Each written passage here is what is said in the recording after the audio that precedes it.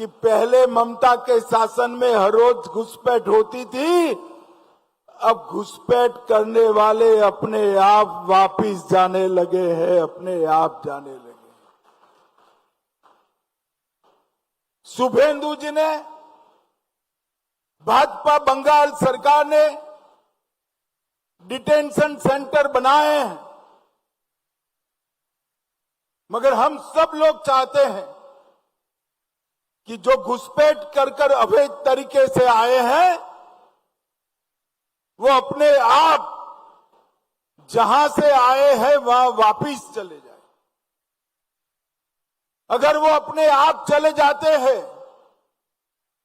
तो बंगाल सरकार भी उन पर कोई केस नहीं करेगी, जाने के लिए उनकी सहायता भी करेगी। और मैं आशा रखता हूं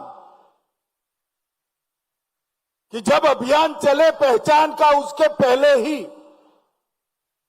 ढेर सारे लोग अपने आप चले जाएंगे। हमारी सरकार का संकल्प है देश भर से एक एक घुसपैठिए को चुन चुन कर देश के बाहर निकालना, ये हमारी सरकार का संकल्प है। गृह मंत्री अमित शाह खुद इस वक्त बॉर्डर वाले स्टेट के दौरे पर हैं। इंटरनेशनल बॉर्डर से लगते हुए 15 किलोमीटर के दायरे में हर अवैध निर्माण को ढहाने का ऑर्डर जारी किया जा चुका है। केंद्रीय गृह मंत्री अमित शाह ने बॉर्डर से 15 किलोमीटर के दायरे में डेमोग्राफिक चेंज और अवैध निर्माणों का पता लगाने के लिए सर्वे और जांच के निर्देश दिए हैं। साथ ही घुसपैठ और डेमोग्राफिक चेंज को लेकर सतर्क मोदी सरकार ने कमीशन भी बनाया है, जो 1 साल के अंदर अंदर ये बताएगा कि देश की जनसंख्या के आर्टिफिशियल बदलाव को कैसे रोका जा सके।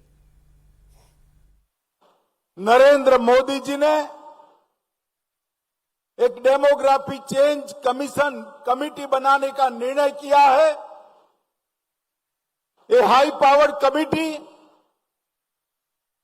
देश भर में जनसांख्यिकी का जो कृत्रिम बदलाव हुआ है उसके कारणों की भी चिंता करेगी, उसके उपायों की भी चिंता करेगी और इसके लिए कोई कानून बनाने की जरूरत है तो इसकी भी चिंता करेगी।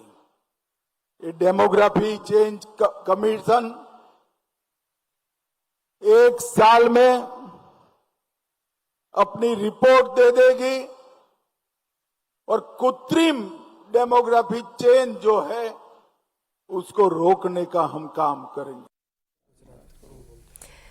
ये डेमोग्राफी चेंज ये कितना बड़ा इशू है अजीत जी, क्योंकि ये कह रहे हैं कि आर्टिफिशियल डेमोग्राफी चेंज बकायदा पूरी एक कमेटी बनेगी और सर्वे करवाया जाएगा। तो कमेटी बन गई। प्रधानमंत्री ने 15 अगस्त को 2025 में पिछले साल लाल किले से इसका ऐलान किया था कि कमेटी बनाएंगे।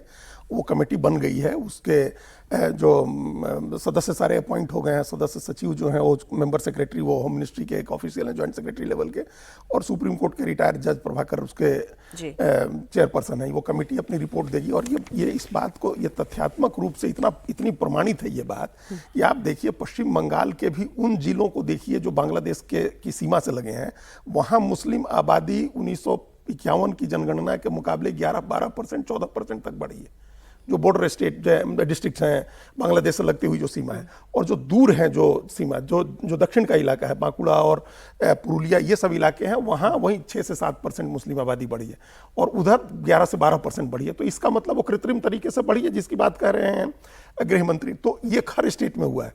जो बॉर्डर से लगता हुआ इलाका, यहाँ तो जो बिहार का बॉर्डर से लगता हुआ इलाका है, जो किशनगंज और कटिहार और अररिया ये सब इलाके हैं, यहाँ तो 15-16%, 18% तक मुस्लिम आबादी बढ़ी है। तो ये इसलिए बढ़ी है क्योंकि घुसपैठ हुई है, कृत्रिम तरीके से बढ़ी है। ये जन्म दर की वजह से नहीं बढ़ी है। इस बात को भी समझने की जरूरत है। क्योंकि टोटल फर्टिलिटी रेट भी मैं देख रही थी, वो उसमें और इसमें बहुत अंतर दिखाई दे रहा है। ये पश्चिम बंगाल में भी जो पूरी ओवरऑल आबादी है वो total fertility rate have dropped below the replacement level of 2.1 और फिर आप कह रहे हैं कि वहां बढ़ रही है कृत्रिम तरीके से। बंगाल में भी मुस्लिम समाज की भी आबादी, जो प्रजनन दर है उनका कम हुआ है। बंगाल में तो 1.9 हो गया, रिप्लेसमेंट रेट 2.1 है। तो ये रिप्लेसमेंट रेट से कम हो गई है आबादी बढ़ने की दर। तो इसके बावजूद कैसे आबादी बढ़ी है बॉर्डर के डिस्ट्रिक्ट्स में?